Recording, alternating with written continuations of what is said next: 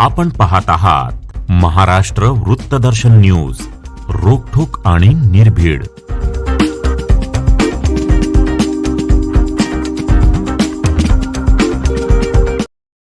सांगलीचे आमदार सुधीरदादा गाडगीळ यांच्या गाडीचा अपघात झाला असून या अपघातात सुधीरदादा यांच्या हाताच्या बोटांना किरकोळ दुखापत झाली आहे.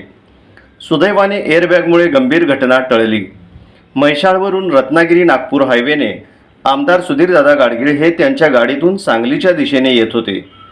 अर्जुनवाड सर्व्हिस रोडवर एक मोटरसायकल स्वार चुकीच्या दिशेने अचानकपणे पुढे आला आणि त्यामुळे अपघात झाला.